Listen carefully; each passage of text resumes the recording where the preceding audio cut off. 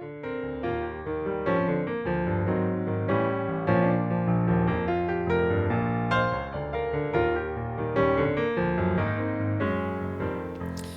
right, hello again, and welcome to the Insight LSAT Mini LSAT Prep Course.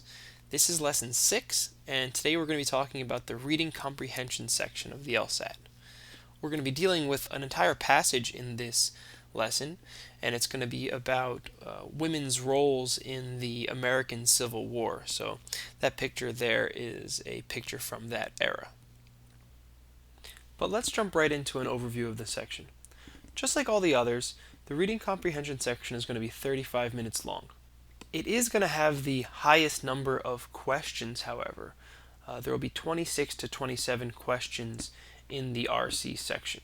And those questions are going to be distributed between 4 passages. These passages will take up about a page on your test booklet, and they'll usually be about 450 to 500 words. And there are 4 main topic areas for the passages. There is usually a humanities section. This will be about the arts or philosophy or something to do with human culture. There will be a science passage. There will be a history passage, and there will be a law passage. Now, the borders between these can be a little fuzzy. There's pretty much always a clearly scientific passage, and there's always clearly a passage related to law and the legal system.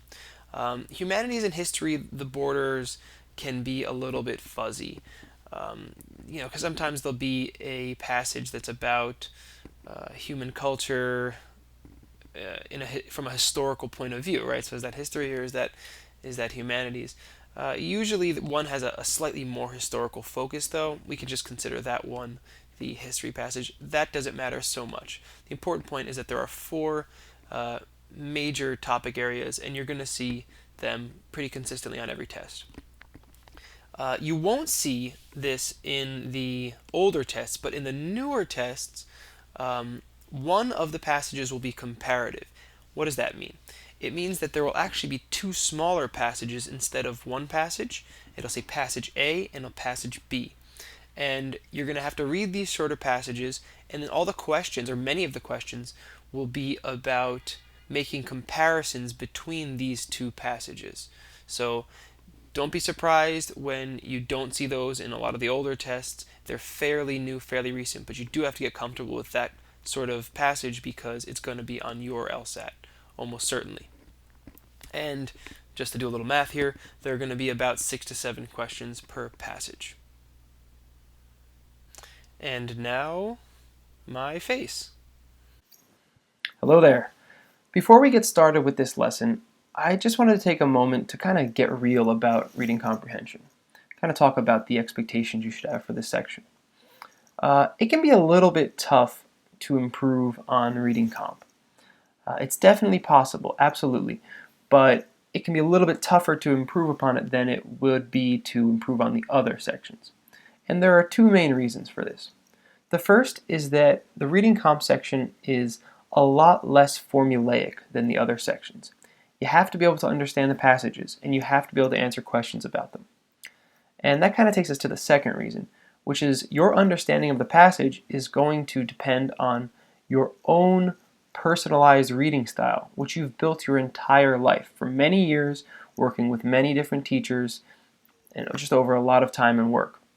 We can't take an individualized reading style and completely revamp it in a couple of weeks or months while you're preparing for this test. The fact of the matter is, some people are going to approach the reading comprehension section by reading through the passages and absorbing all the information that they're going to absorb, and then they're going to go straight to the questions, and they are never going to look back. While other people are going to need to take detailed outlines and notes in the margins and then refer back to the passage after each question, or to complete each question. Still others are going to have complicated, personalized annotation styles where circles mean one thing and underlining means another thing. The important thing is that you find a method that works for you and you develop it and you stick to it. It does not have to be a perfect method. Nobody is ever going to look at your test booklet. Nobody's ever going to see your method or how you mark up text. It doesn't matter in that way. What matters is your style of reading and taking notes on the text aids your understanding, increases your understanding, or at very least helps you to go back to the text while you are dealing with the questions and find the information that you want to find. So what we're going to do in this lesson is I'm going to provide some general advice because there is something to teach here. There is a certain mindset that you can get in when dealing with the RC section, and we can talk about that in a pretty general way. And then I'm going to explain my methods for dealing with the reading comprehension section. These are methods I developed when I was studying for the test, and they're the methods that I used when I took the test. And they worked really well for me. And I tried other methods, I compared, I mixed methods, and I came up with what I have, and it works for me.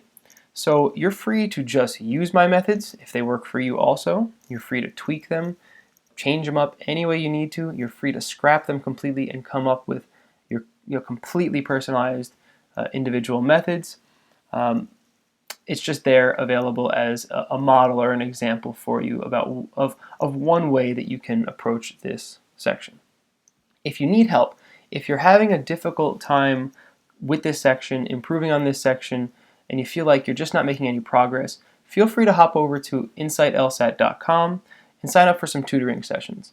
A tutor can work with you to understand your individualized reading style and then work with you in a very personalized way to change it up a little bit and increase your performance on the reading comp section. All right, let's get to the lesson. Let's talk about this general approach that you can have to the reading comprehension section. We focused in the logical reasoning section on logical structure, understanding how the various pieces of information and arguments relate to one another. You can think of reading comprehension as an expanded version of this. Here, we want to understand not just a conclusion in a little blurb, but the main point of a larger passage. Then we want to understand how each of the sections in the passage relate to that main point. Then, within sections, we want to understand how various sentences and pieces of information relate to one another. For example, suppose the passage's main point is that the controversy surrounding global warming is inappropriate. One section or paragraph may describe the nature of this controversy, while the second may introduce considerations that undermine one side of the dispute. Another example. Suppose that the main point of another passage is that a particular writer made various contributions to the world of art. Maybe one paragraph will discuss the writer's contributions through writing novels, while a second may discuss the writer's poetry.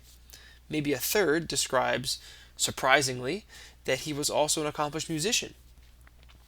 It's important that in going through the passages, you're not just passively absorbing information, taking it all to be true, or just trying to memorize it.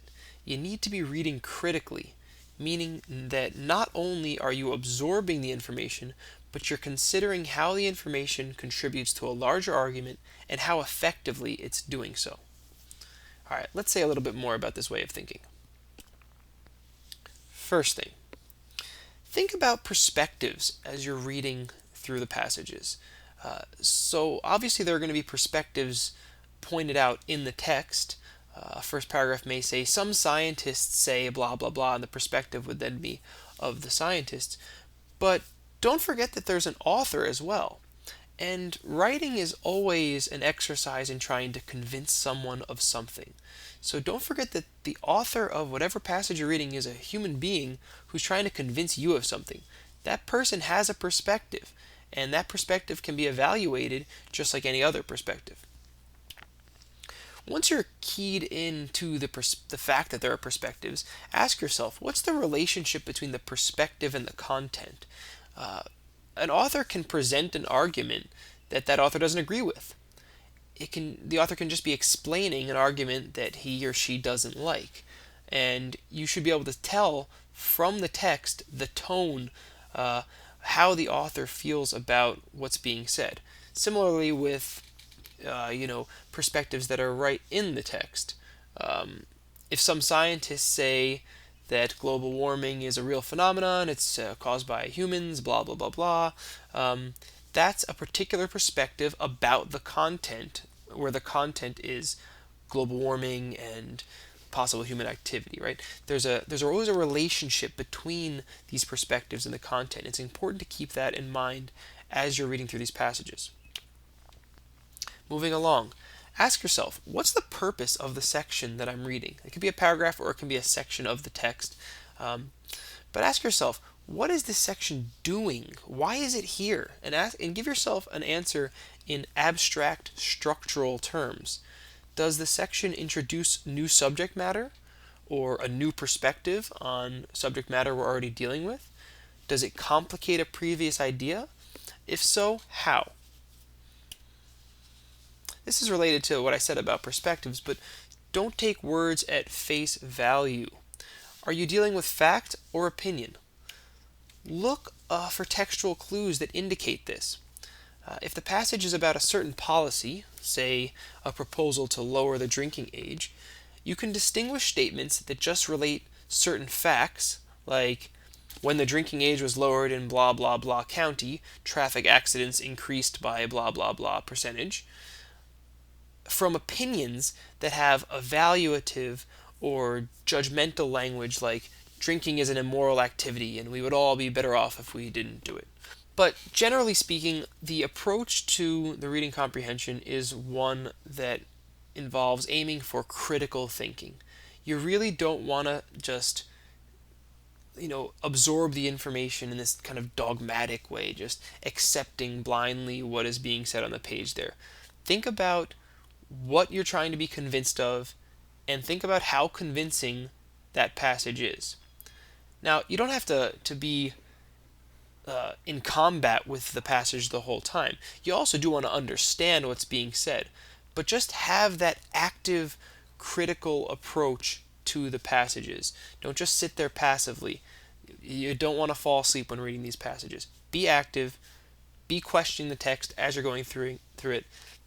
It's a conversation with the text that you're having. That's how you get deeper understanding. And now some suggestions for you while you're building your approach to the reading comprehension section. We're moving away a little bit from the general advice, which I think is helpful for everybody, and we're moving to some specific suggestions that you can take if you like and discard if you don't like. But I think it's helpful to have them there on the table, at least some options to start with. First thing, there is no rule on the LSAT that says you have to start with the first passage in the section and work your way through them in sequence. I think a much better way of doing things is to actually glance through all the passages before you even get started. Just flip through the few pages and notice which passage corresponds to which subject area. We've already discussed there are 4 of them. There's a humanities, a science, a law, and a history. So flip through it and say, okay, the first one is the science one, the second one is humanities, third is law, fourth is history. And once you understand which passage is which, then start with the easiest one and work your way to the hardest one. Now, what I mean by easiest is not that you know which passage is the simplest or the easiest to understand, but you know yourself, and you know which types of content or subject matter you have the easiest time with. I can use myself as an example. I've always been more of a humanities kind of person. I've always been better at literature and the arts and history than I have at science and math. So when dealing with the reading comprehension section, I try to deal with the humanities and history passages first. Why? Well, first, because I'm going to have an easier time with them, right? And because I'm going to have an easier time understanding them, because I'm just kind of more aligned with that subject matter, I'm going to move through them more quickly. And if I move through them more quickly, then I'll have more time for the passages later that I might struggle with. So yeah, I usually put science and law toward the end because I need a little more time to deal with them. The law section is usually fairly difficult for students because, well, they haven't been to law school yet. That's why they're taking the LSAT. So the law is one that's usually good for most students to put toward the end because they may need a little more time to get through that dense subject material. Okay. Second pointer. Find some way to become familiar with the passage before you actually go through it. I'm going to demonstrate this in a minute, but my preferred method is to read this first sentence or so of each paragraph. It takes less than 10 seconds, and I find that I am much better prepared once I have a very basic idea about what I'm about to read. Another option is to just read through the first paragraph, and yet another option would be to take a look at the questions before you read the passage. It's really just a good idea to warm up to the passage. You'll be surprised how much you can get, how much you can understand about a passage, basically what it's going to be about, from just investing a few seconds. Okay, when you're reading, read with the intention to return to the passage. For most questions, there will be very specific textual evidence in support of the right answer. Once you see this, you're going to be very surprised, but it is an extremely important aspect of this section. I can't emphasize that enough. Many correct answer choices are just paraphrases of lines from the text. The LSAT strives to be a standardized test, so they don't want too much interpretation involved. Not many gray areas where you could argue that your answer is better than the credited answer. For this reason, for almost any question, I could show you the very line that supports the right answer. Because this is the case, I go through the passage with two objectives. One, I'm trying to absorb the information. I do want to understand what is being said and how the various pieces of the passage relate to one another. But two, I also want to know where things are in the passage. This way, I know where to jump back when I am asked a question about a particular topic. Okay, one more point. Figure out annotation. Figure out how you're going to write on the text if you're going to write on the text. You don't have to do it, but I do it myself, and I generally suggest it to students that they have a pen in hand while they're reading and they use it. They write on the text as they're going through. My preferred method is pretty informal, honestly. I circle topics and I underline important ideas. So maybe it's a scientific passage about a few different types of animals. As each type is introduced, I may circle the name of the animal. That way, when I'm asked a question later about salamanders, I can very quickly see where salamanders are discussed in the passage. There's something about circling that really draws the eyes, so it saves me a lot of time. With underlining, there are two purposes to this. For one, often these important ideas I underline turn out to have relevance for answering the questions, so it's good to have them pre-marked. But also, I'm a strong believer that reading with intention and focus leads to greater comprehension. Because I underline, while I'm reading, my mind is constantly, subliminally asking, should I underline this? And that's the same as asking, is this important? As a result, I am more engaged with the material. It's something of a conversation now, like I said before. Consider how engaging a conversation is compared to how engaging a lecture is. It's sort of like that. And even if I don't go back to my underlined passages later, I find that my comprehension and memory of the passage is much stronger when I adopt this critical approach. Now, there are other great options for annotation. It really depends on your strengths and on your reading style. Another option is to title each paragraph so that you end up with a very basic outline of the passage. You can also use margin notes to make comments that either summarize or question certain lines. But really, there are just too many options to go over here. You could use question marks, exclamation points, smileys and frowns, labels that label perspectives. You could use boxes and circles, underlines and arrows. It doesn't matter all that much. Just try to get consistent about it and only do what aids comprehension. The right amount of annotation saves a lot of time, but there is a point where you're annotating for its own sake and then you're wasting time. So figure out what works for you and stick to it. Okay, and now a couple quick pointers for approaching the questions. Just like with the LR section, I think it's best to work wrong to right on the reading comprehension section. So remember, answers are guilty until proven innocent. Cross them out until you are left with the right answer. And also notice that for the most part, reading comprehension questions are just logical reasoning questions applied to a larger blurb. Many of the same rules apply, and inference questions in particular are pretty common. And I said it before, but it's really worth reiterating. Except in the cases of a few question types, like the ones that ask you the main point of the passage, there will be specific textual evidence to back up the right answer. When you get really practiced at this section, you can get to the point where you can see the evidence, match it up with the answer choice, and know that you're in the clear. It's also a really good way to decide between two answer choices that seem pretty good. Only one is going to have that textual evidence that clicks with it. Alright, so now we're going to actually work through an entire sample passage together and do some questions. But I'm not going to give you the passage just yet because I want to demonstrate that little technique that I discussed just a moment ago, where you read the first, you really skim the first sentence of each paragraph to try to get this really very basic understanding of what's going on in the section before you even start reading it. So I'm going to simulate that here by just very quickly moving through the first sentences of the paragraphs, and try to follow along. We'll just kind of skim it together really quickly, and then we'll pause and see if we can get anything from that. I just want to demonstrate that to you before we move to the passage. So, are you ready? It's going to be pretty quick, so get ready to read quickly. Here we go. 3, 2, 1.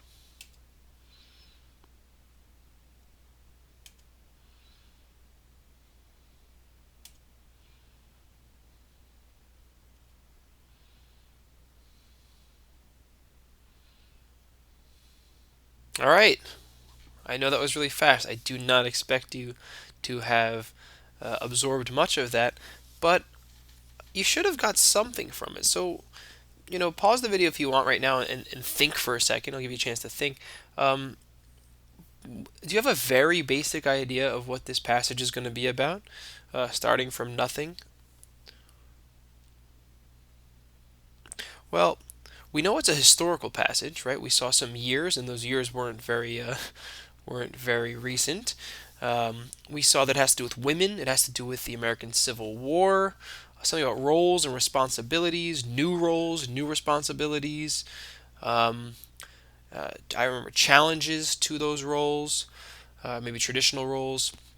So just think about that for a second, just with some random words, even if you couldn't get through the sentences, just with some random words. We know that we're going to be dealing with a historical piece. It's got something to do with women, and it's going to have something to do with women's roles and how they were challenged. And then you can start to piece together in your head what this might be about. It's going to be about how women's roles were changed by the Civil War or something like that. And okay, I said before that it would take 10 seconds or less. This one took about 18 seconds. Now, I think it's a little bit slower on a video because you gotta have a fade in and out of the slides. I think you'd be a little bit faster while you're just scanning your eyes across the page. But to be fair, maybe I'm wrong. Maybe it's closer to 20 seconds.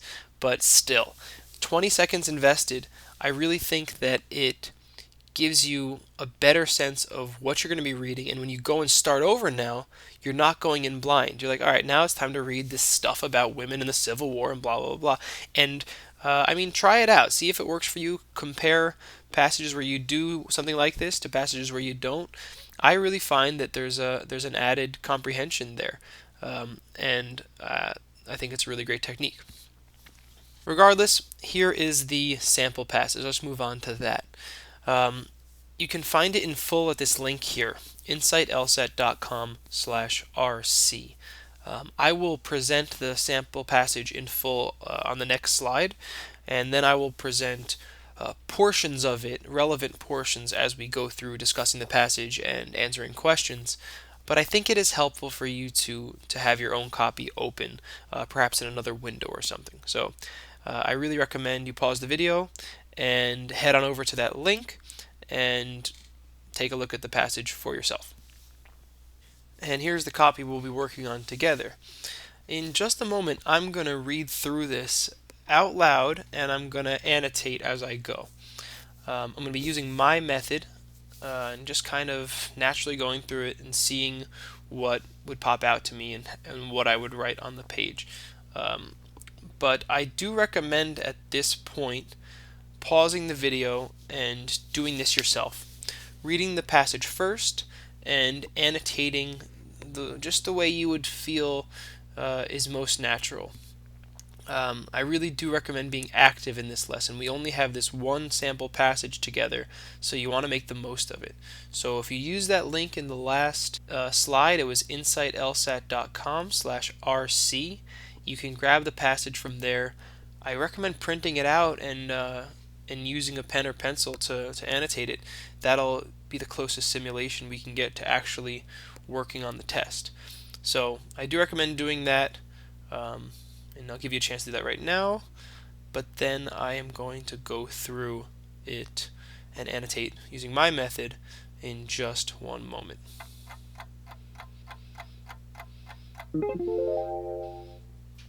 Okay, so what I'm going to do here is I'm going to read through this out loud and I'm going to annotate, and you know, I'm also gonna kind of say why I'm annotating the way I'm annotating, but it'll be pretty informal. This is just kind of an approximation or a simulation of the thought process that would be going on in my head as I go through this. It's just to give you an example. Again, take what you like from this method, adapt it to fit your own method. I'm very aware that it's a personal method for me. All right, here we go. In many ways, the coming of the American Civil War challenged the ideology of Victorian domesticity that had defined the lives of men and women in the antebellum era. Okay, we have something about challenging ideologies. That seems like an important idea. Which ideology? Victorian domesticity. I might have to come back to that. It had defined the lives of men and women. Okay, that's pretty important. Uh, in the North, the war forced women into public life in ways they could scarcely have imagined a generation before. All right, might have to come back to the North if it's distinguished from the South. This tells us something about, you know, what their expectations were. They couldn't have imagined what happened. The changes were obviously pretty big. In the years before the Civil War, the lives of American women were shaped by a set of ideals that historians call the cult of true womanhood. Okay, that seems important. It's got quotes around it. It's a set of ideals. There might be a question about that. I might have to come back to it. As men's work moved away from the home and into shops, offices, and factories, the household became a new kind of place, a private, feminized domestic sphere, a haven in the heartless world. All right, so men's work moved away. That's an interesting point. It's kind of the reason why things have changed. Um, okay, this new kind of place in the house, a private, feminized domestic sphere. Okay, that's the new kind of place. True women devoted their lives to creating a clean, comfortable, nurturing home for their husband and children. Okay, devoted their lives. That's strong language. All right. With the outbreak of war in 1861, men and women alike eagerly volunteered, okay, both of them are volunteering, to fight for the cause. In the northern states, women organized ladies' aid societies. Okay, those are interesting. Might have to come back to that. Um, Ladies' aid societies to supply the Union troops with everything they needed, from food. They baked and canned and planted fruit and vegetable gardens for the soldiers, to clothing. They sewed and laundered uniforms, knitted socks and gloves, mended blankets and embroidered quilts and pillowcases. To cash, they organized door-to-door fundraising campaigns, county fairs, and performances of all kinds to raise money for medical supplies and other necessities. I'm not going to mark anything in here because I just know this is a bunch of things that the ladies' aid societies did, and I'll know where to find them if I have to get into these details. All right, but many women wanted to take a more active role in the war effort. A more active role. Inspired by the work of Florence Nightingale, somebody's name, they could ask a question about this character. I might have to come back to this person. Inspired by the work of Florence Nightingale and her fellow nurses in the Crimean War. Okay, I might ask about that too. They tried to find a way to work on the front lines, caring for sick and injured soldiers and keeping the rest of the Union troops healthy and safe. In June 1861, they succeeded. The federal government agreed to create a preventative, hygienic, and sanitary service for the benefit of the Army called the United States Sanitary Commission. Okay, that seems important. Might ask about this thing here. I'd want to know where to find it. The Sanitary Commission's primary objective, ooh, strong language, primary objective, I definitely want to have that underlined, was to combat preventable diseases and infections by improving conditions, particularly bad cookery and bad hygiene, in Army camps and hospitals. It also worked to provide relief to sick and wounded soldiers. Okay, in addition to that primary objective, it did this too, provided relief. By war's end, the Sanitary Commission had provided almost 15 million in supplies. Oh, gotta love money. I'll underline that too. The vast majority of which had been collected by women to the Union Army. Army nurses traveled from hospital to hospital, providing humane and efficient care for the wounded, sick, and dying soldiers. It's kind of the same as this up here, so I'm not going to underline it again. They also acted as mothers and housekeepers. Okay, that's another task that was accomplished. Havens in a heartless world for the soldiers under their care. During the Civil War, women especially faced a host of new duties and responsibilities. For the most part, these new roles applied the ideals of Victorian domesticity to useful and patriotic ends. Interesting. So it's kind of new, but it's kind of also an application of the old stuff. That's a very interesting idea, and they also are ending the whole passage with it, so I'm going to underline that. However, these wartime contributions did help expand many women's ideas about what their proper place should be. All right. In going through that right now, I realize that it may have felt a little disjointed. It's not exactly the process that I go through in my head. I don't go read the sentences and then go back and underline important things and circle things that are kind of like subjects I might want to return to. I do it as I go. So just so you know, it's a little bit different than what you saw, but hey, you're not in my head, so we have to approximate. Compare your own annotation to this if you did that. How did your approach differ? This is a good moment to think critically about the way I've done things and the way you've done things and the way you want to do things. What kind of approach do you want to develop? I'm very aware that my approach is largely focused on understanding.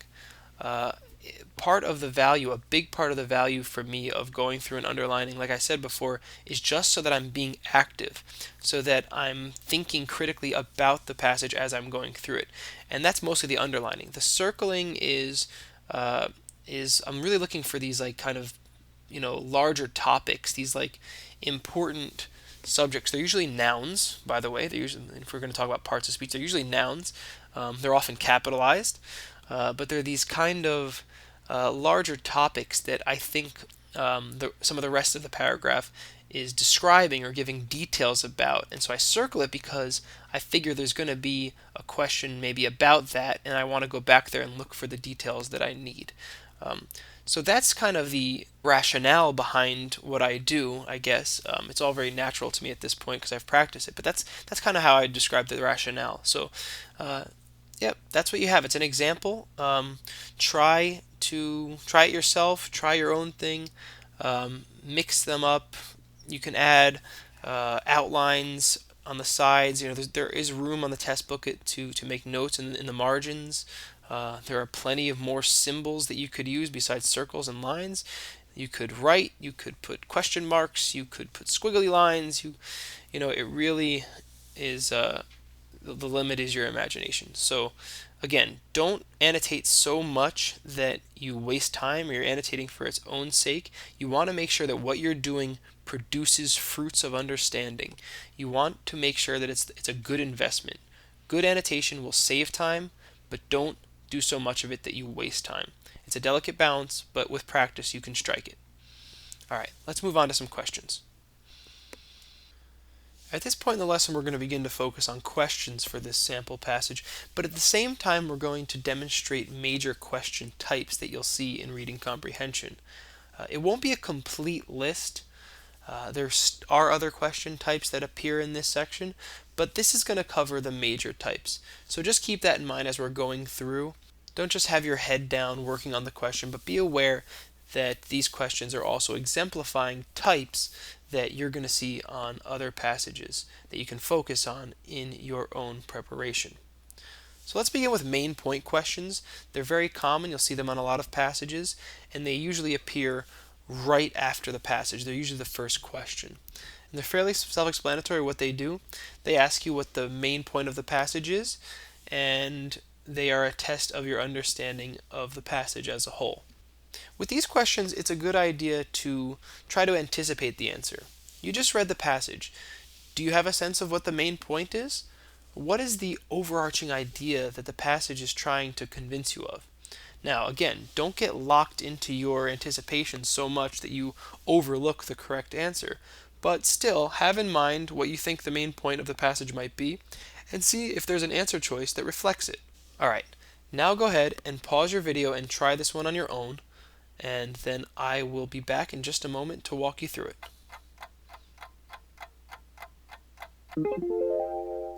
Okay, which one of the following most accurately expresses the main point of the passage? We're going to work through all the answer choices, eliminating wrong ones until we find the right one. A. The United States Sanitary Commission, composed mostly of women looking to help during the American Civil War, provided extensive support to the Union Army. Okay, this answer is wrong. But it's wrong for a very particular reason, and it's wrong in a way that demonstrates a pattern that you're going to see in a lot of wrong answers to main point questions.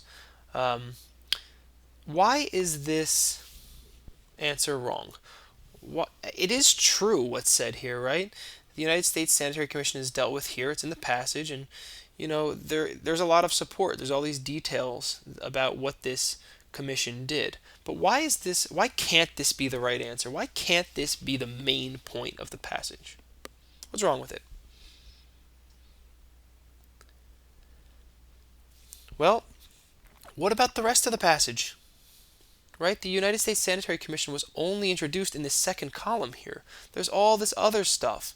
This is a very common pattern for wrong answers for this question type. There are lots of wrong answers in main point questions that deal with only a part of the passage instead of dealing with the whole passage. So this is no good. B.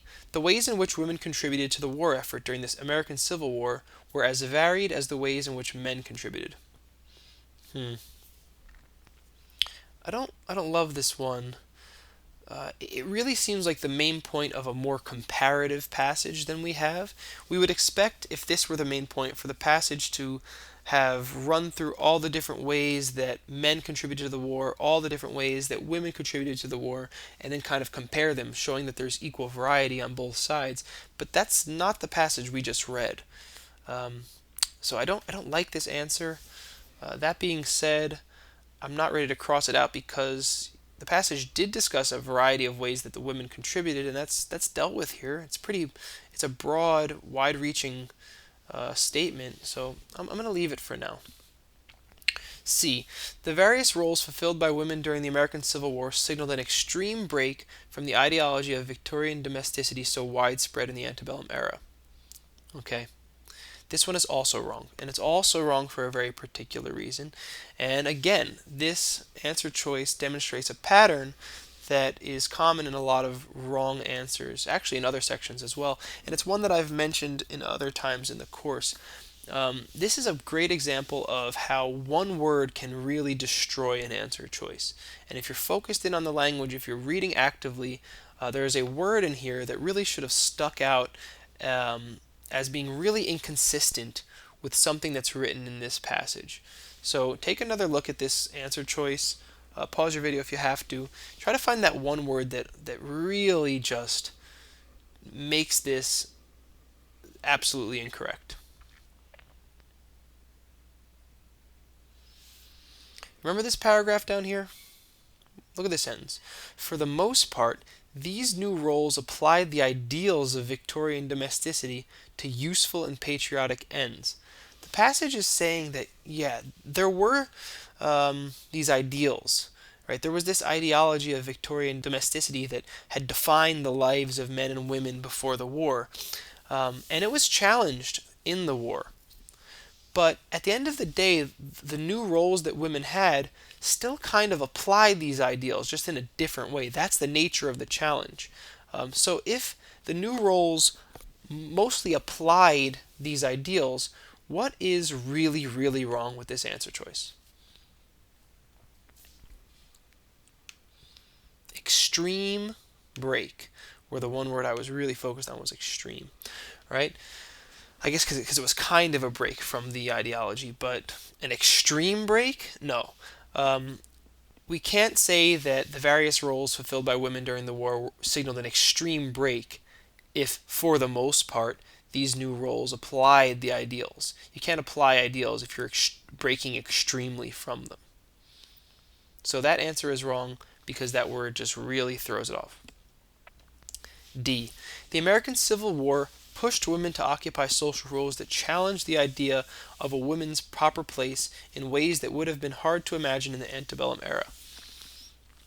Yeah, that sounds pretty good. That sounds pretty good.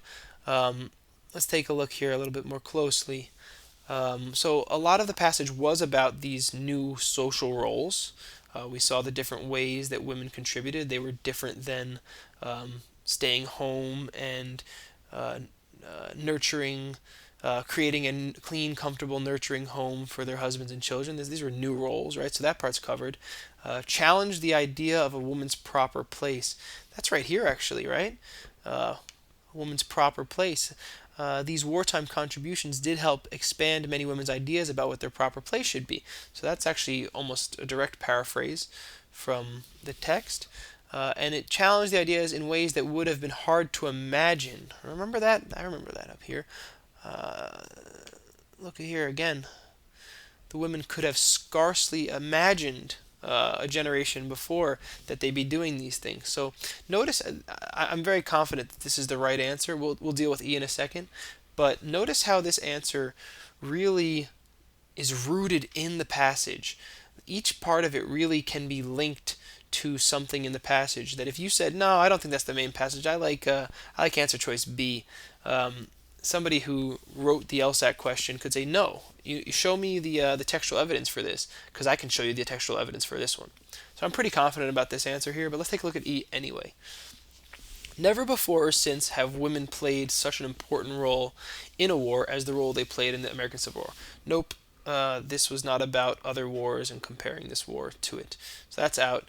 I was iffy on B in the first place, and again, there's great textual evidence for D, very little, if any, for B. So I'm going to go ahead and say D, and that is the correct answer, D. All right, inference questions. Remember these? They're very similar to the inference questions we dealt with in the logical reasoning section, except there we were trying to infer something from a short blurb, and here we're trying to infer something from an entire passage. So the task is a bit bigger, but it's still the same basic idea. Given the statements in the passage, you're looking for an answer choice that follows from the passage. So go ahead now and pause the video and try this one on your own, and then I'll be back in a second to help you with it.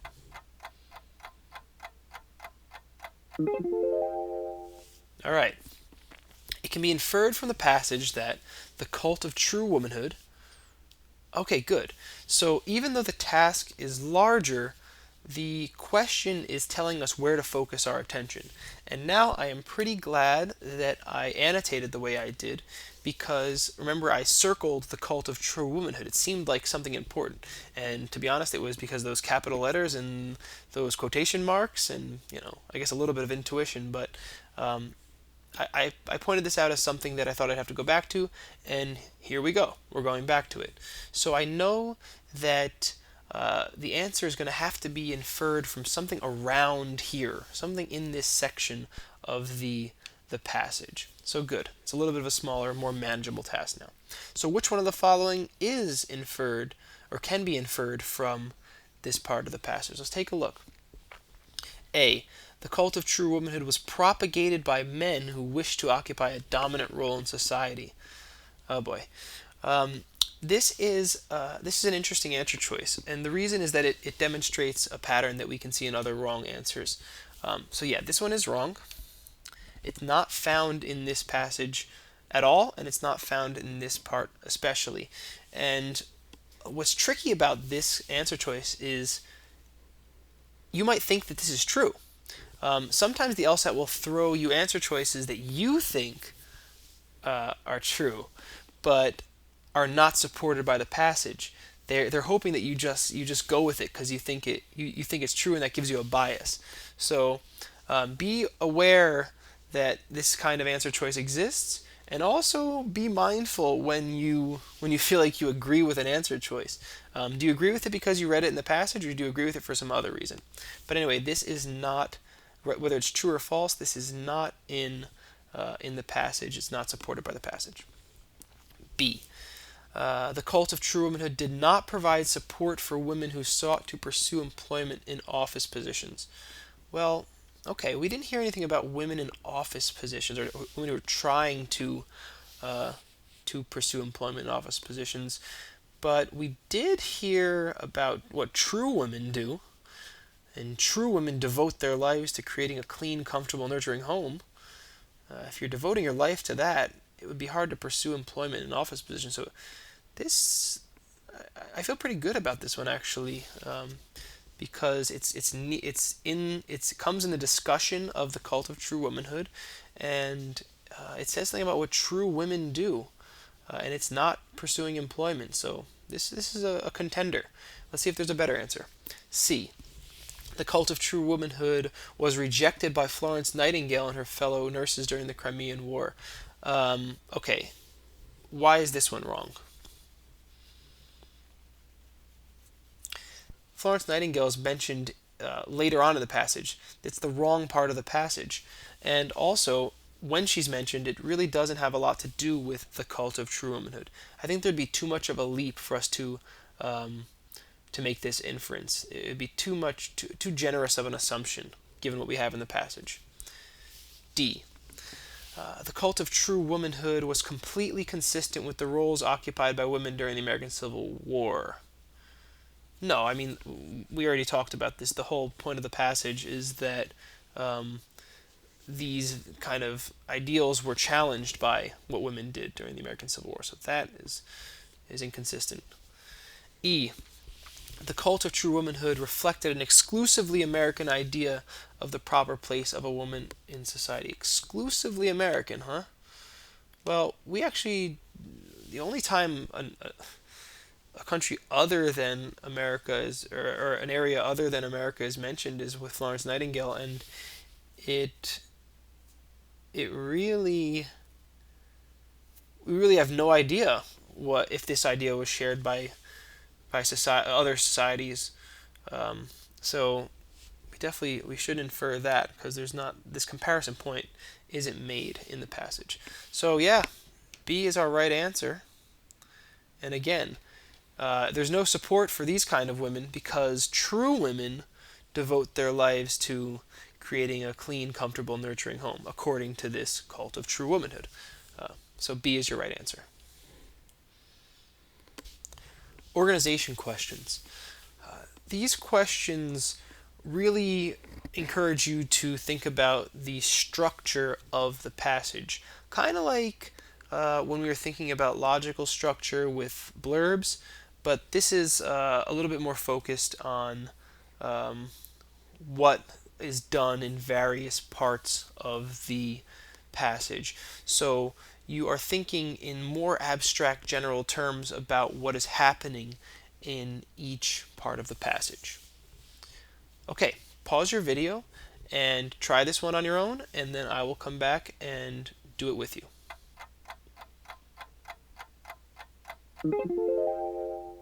Okay, which of the following most accurately describes the organization of the passage?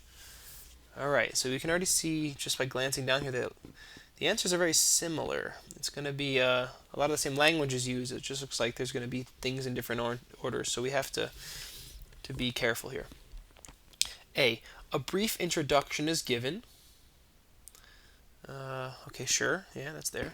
An account of certain historical events is given. I guess, okay. An opposing view of the significance of those events is presented. And that's it. Opposing view. Yeah, I don't see any opposing view. That's and plus there's lots of other things that are missing here. That's not the right answer. B. A brief introduction is given. Okay, yep. Two different types of activity are described. That's a little weird. What about the cult of true womanhood? That's not an activity. Um, Maybe they're talking about the ladies' aid societies and the sanitary commission, but I wouldn't refer to those as different types of activity. One type of activity is argued to be more significant than the other. No, this isn't that kind of passage. This isn't that kind of comparative passage.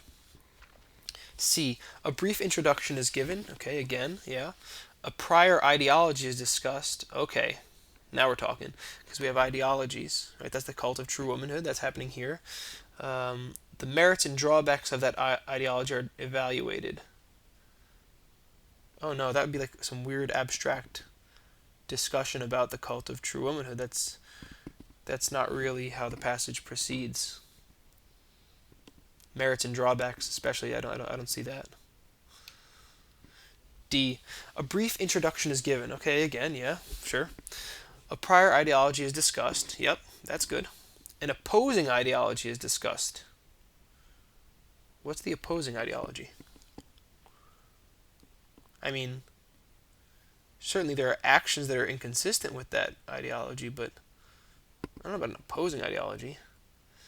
The relationship between these two ideologies is more closely considered. I don't like this one. I don't see the opposing ideology, unless it's supposed to be implied by what the women are doing, but yeah, I mean, I guess maybe wanting to take a more active role, that's a stretch to call that an ideology, but I hope this isn't the right answer, because that'd be confusing. E. A brief introduction is given. Yup. A prior ideology is discussed. Yup. Historical events that challenge that ideology are presented. That's more like it. And the relationship between these events and the ideology is complicated. Okay, so a brief introduction, that's good. A prior ideology, that's good. Historical events that challenge that ideology, ladies' aid societies, women taking a more active role, the United States Sanitary Commission, that's all good. And then the relationship between the events and the ideology is complicated. Does that happen here? Well, we might have thought that it was simply a challenge.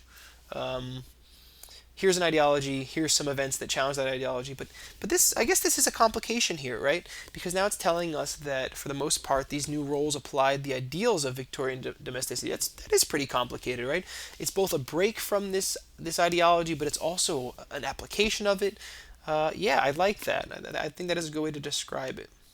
So E is definitely better than D. It seems pretty much on the money. So E is our right answer. Title questions. These ones tend to be pretty fun. I like these ones. So these questions ask you to title the passage. The passages in the reading comprehension section never have titles. So sometimes the question will ask you, what title would you give it? And this type of question is actually very similar to main point questions, because your title should express the main point of the passage. And some of the wrong answers will actually fall into the same pitfalls that wrong answers in main point questions tend to fall into. So go ahead, pause your video, and try to see which title would be most appropriate for this passage. And then I'll be right back to walk you through it.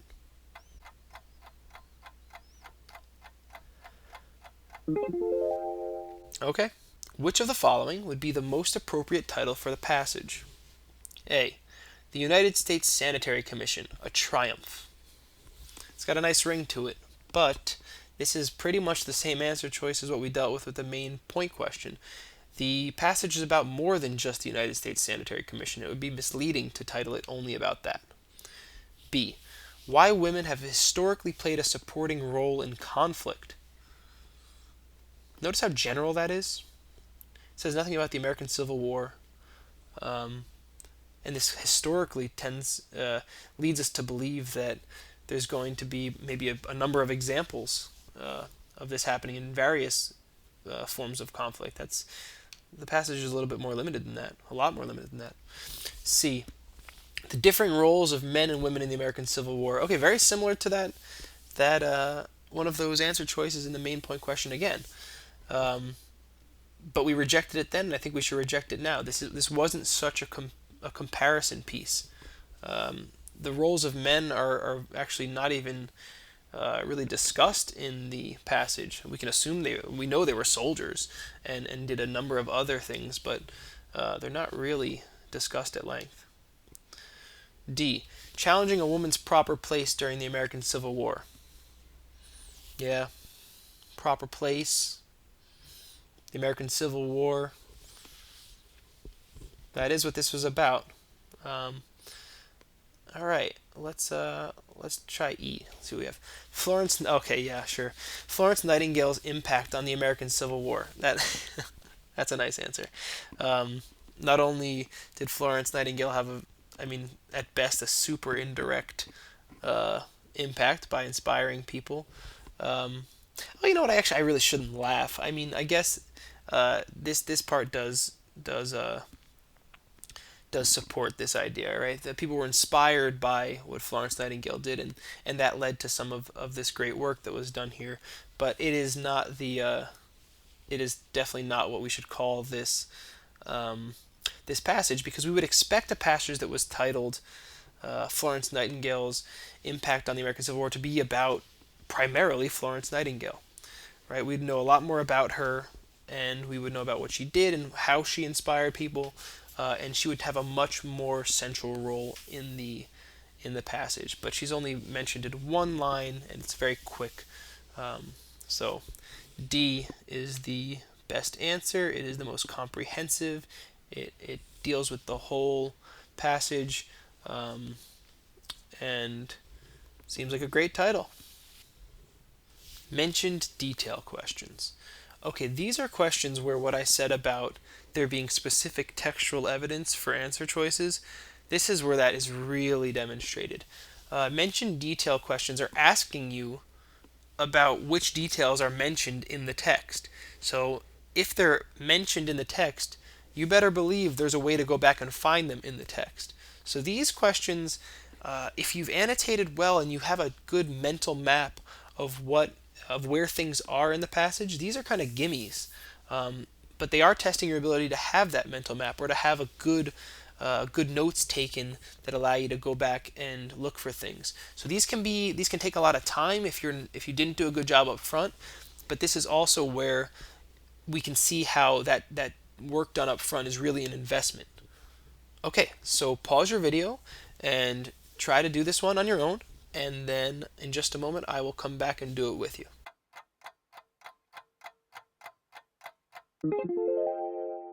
All right, the passage mentions each of the following activities of the United States Sanitary Commission except. Great. Okay, I really like the questions that point us to a place in the text. It makes it so much easier. So just like that other one that we dealt with, where we were able to hone in on the bit about the cult of true womanhood, this one tells us to focus in on the United States Sanitary Commission stuff. So great. It makes a large task a lot easier when we know where in the text to focus on. And again, I'm happy that I annotated the way I did, because I knew very quickly how to jump back and find this block of text, because this pops out to me. The circles really pop out. Okay, so the passage mentions each of the following activities of the United States Sanitary Commission except. Okay, so 4 of these are going to be somewhere around here, and one of them is not. Okay, so let's see. This should be kind of fun. Planting vegetable gardens to feed soldiers. I remember that. I don't see it. Huh. I want to cross it off because I remember it, but I don't see it here. B.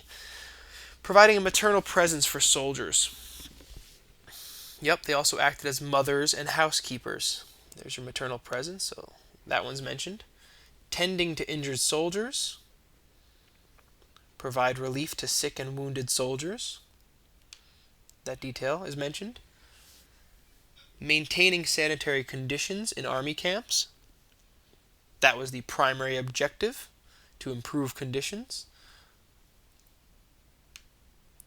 Raising money for the Union Army. Remember that 15 mil. Okay. Well, we showed specific textual evidence for each one of these, so It has to be A. But okay, I gotta be honest, I tricked you. I do remember planting vegetable gardens, but that's because it actually is in the text. It's in the text, but it is not something the United States Sanitary Commission did. Go back and look at your copy of the text at line 21. Um, Planting vegetable gardens was something that the ladies' aid societies did. It's a tricky answer choice, right? Because the detail is mentioned, but the detail is not mentioned in the place where it is supposed to be mentioned. Um, so that's the LSAT for you, always trying to trick you. But A is our right answer because all the other details are mentioned of the United States Sanitary Commission except for this one, which is an activity of something else. Earlier in this lesson, I suggested that you keep in mind the purpose of particular parts of the passage, right? I asked you to think about why is this section here? Why is this piece of information here? What is it doing? And author's purpose questions ask you to do just that, to think about why certain parts of the passage are where they are. So go ahead and pause the video and try to deal with this question, and then I will come back and walk you through it.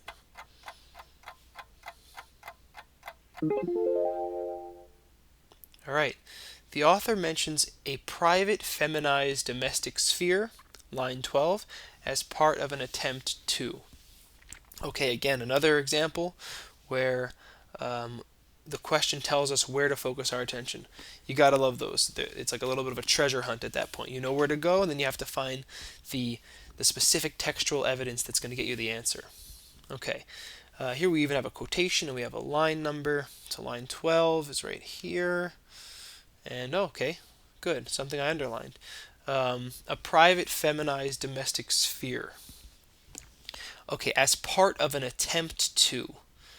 So what we're being asked to see what this is part of a larger attempt to do. Like what's going on here? Okay, let's take a look at our answers. A. Argue against government intrusion into family life. Nope. That's not what the author is trying to do at all, and that's not even what's done there. B. As part of an attempt to emphasize the absence of men typical of an antebellum household. Well, it does mention that men were out of the house for work, but emphasize is a little bit of a tricky word there. It makes it seem like that's really the main purpose of this part of the passage, and I don't really think that's what the author's trying to do. Emphasize the absence of men. Um, I'm gonna leave it now because I'm not sure I can knock it out, but I don't like it. C. As part of an attempt to undermine the role women played in antebellum society. Undermine the role. No, that's the wrong tone. The author isn't trying to undermine this role. It's just kind of describing it. D. As part of an attempt to underscore the need for a parent to be at home regularly when children are young. I guess that's drawing from here. But underscore the need. It's kind of like emphasize. This implies a certain tone, an author's purpose. It implies that the author is trying to argue that a parent should be home regularly, but the author doesn't really have have a stake in this. The author's just kind of describing something to us, so I definitely don't think that's right. E. Explain the ideals that shape the lives of women in the antebellum period. Okay, that's a nice tone. Explain. Right? And these other things were a little bit too strong. Argue, emphasize, undermine, underscore. Explain is really all that's going on here. So I like that. Explain the ideals that shape the lives of women in the antebellum period. Well, we're talking about the antebellum, the pre-war period. He's talking about the cult of true womanhood. And that is a set of ideals. And remember, earlier it said define the lives of men and women. Yeah, I definitely like that better than emphasize the absence of men typical of an antebellum household. Again, that emphasize, the tone is just wrong. This is merely explanation or description. So E is what's going on here. It's part of that quotation there is part of an attempt to explain the ideals that shaped the lives of women in the antebellum period, and then the author is going to go on to show how those lives were changed by the war. So E is our right answer. And weakener questions. This is another import from the logical reasoning section. Of course, there can also be strengthener questions, but we're not going to deal with those with this passage. But yeah, same deal as with LR. You're looking for an answer choice that weakens whatever's mentioned in the question. Of course, it's not going to be the argument or the whole passage. That's too broad. But it'll usually mention a certain part of the passage that you're supposed to focus on, and then the answer choice should weaken the claim that's made in that portion. So you should know what to do by now with weakener questions. Pause your video, try it yourself, and I'll come back and walk you through it.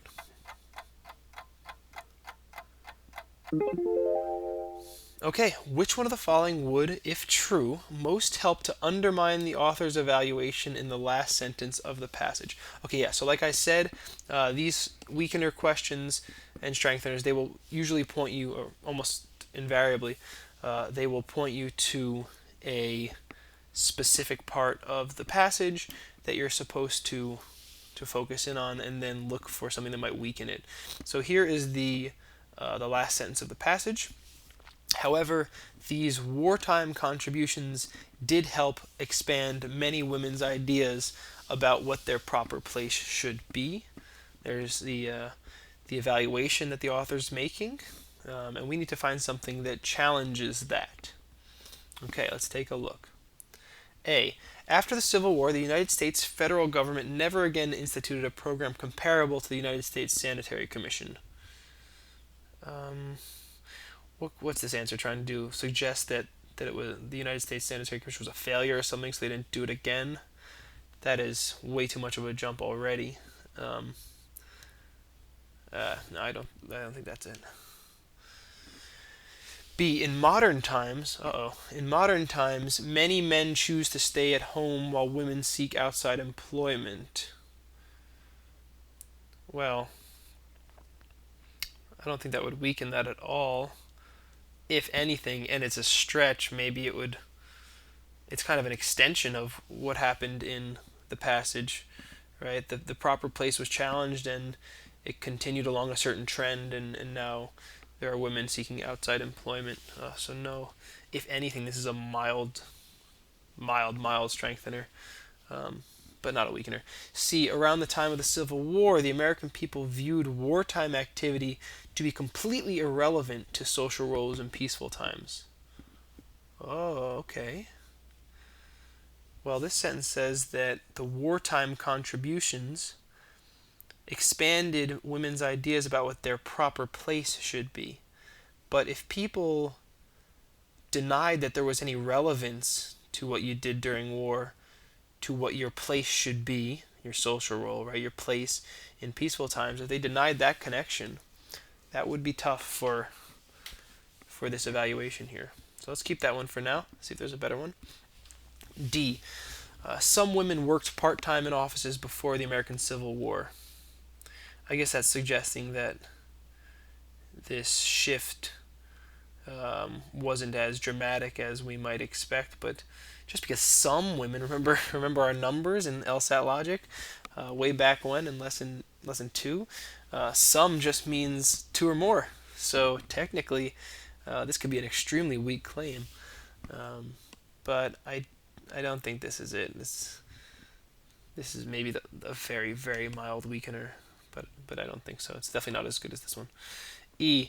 The women who worked with the United States Sanitary Commission were given formal honors by the government following the end of the war. I don't see how that could weaken the evaluation in the last sentence at all. Nope, and I'm going to stop trying to stretch these. This is not the right answer. It's too far afield. C is, let's take another look at it. Around the time of the Civil War, the American people viewed wartime activity to be completely irrelevant to social roles in peaceful times. Yeah, that would be very bad for an evaluation that said that wartime activity changed a social role in peaceful times. So C is our answer. It weakens that evaluation. C. All right, and that is all we have for that sample passage. Good work going through that. I don't really have formal homework for you the way that we did with the other sections, because I thought it would just be really silly to list all the different uh, reading comprehension sections from the prep test that we've been working on. Um, to get better at reading comprehension, you just have to do these sections, and you can kind of simulate the drilling that we did with LR question types. I did this when I was preparing for the LSAT. I would take a number of reading comprehension sections in a row. So I would, instead of varying my practice all over the place, doing a little LR, doing a little bit of logic game, doing a little bit of reading comprehension, there was a period of time when I was trying to boost up my reading comprehension score. It was already decent. I just wanted to push it further, and I was kind of hitting a plateau.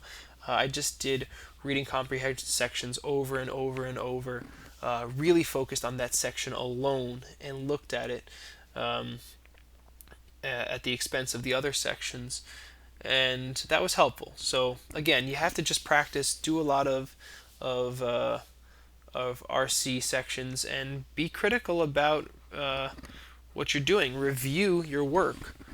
Go back and find out which passages took you the longest, which question types tripped you up. Um, you know, be very critical of your method. And that kind of brings us to the next point. Begin developing a method and then test it. Try other methods. Don't just start with one method and say, okay, I've already started this. This is what I'm going to do for the rest of my LSAT career. Just try out different things and add elements from methods you see online or from other people who are studying for the LSAT or from my method in this video. Um, Put things together, try things, experiment, and see what happens. And then begin to pull it all together into a method. Um, you know, you don't want to wait till the very end to figure out your method. You by about halfway through your total prep time, I would say, you should have a method that you're satisfied with, and you should stick to that and now get better at using it. Right? Once you develop it, you have to get better at using it. So there's that portion of it too. And finally, just keep in mind, I've said it a couple times before, but really keep in mind that when you're reviewing, try to do that little treasure hunt. Try to find that little bit of textual evidence that just links a correct answer to the passage. That is really the main thing that's going on in reading comprehension. It is the most formulaic thing about reading comprehension. I know I said that this section is less formulaic than the other sections earlier, and that's true. It's less formulaic than the other section, but again, like I said, the LSAT people are not in the business of trying to. They're not in the business of subjective judgments. They want to make this as standardized as possible, and because of that, they want to have answers that are correct and that we can't argue too much about. So because the way they do that in reading comprehension is by really linking their right answers to specific, explicit textual evidence. So really try to keep doing that, bouncing back and forth between correct answers and specific evidence, or incorrect answers and specific evidence that makes those answers incorrect. We did that a couple times in this lesson also. I can't say it enough though, and that's really why I recommend reading the first time with the intention to go back. I think it's the best way of doing it. If you're the kind of person who just remembers details in a very amazing way, you might not have to go back. But I have always found it helpful to know where I'm supposed to look for a detail, and then I find it, and then I have this moment where things click, and I know I have the right answer because I have that textual evidence in front of me. So that's the way I do it, and it might be helpful for you too. But here is your homework. Yeah, like I said, you just have to practice. And that is it for reading comprehension. I hope you found this lesson helpful. Reading comprehension, like I said before, is tough to improve on. It's not impossible. You definitely can make gains. Um, and even when you hit a plateau and you think that you can't get any better, you probably can. So stick with it. It's just the toughest to improve on. You definitely can do it. It's just the toughest. Um, and like I said before, if you get stuck and you really don't know how to progress and you have to make some progress, feel free to reach out for some personal tutoring. It can be really helpful with this section. So, all right, that is it for all the scored sections of the LSAT. Congratulations on making it this far. All that's left is the writing section. So, that will be lesson 7, and I look forward to seeing you there.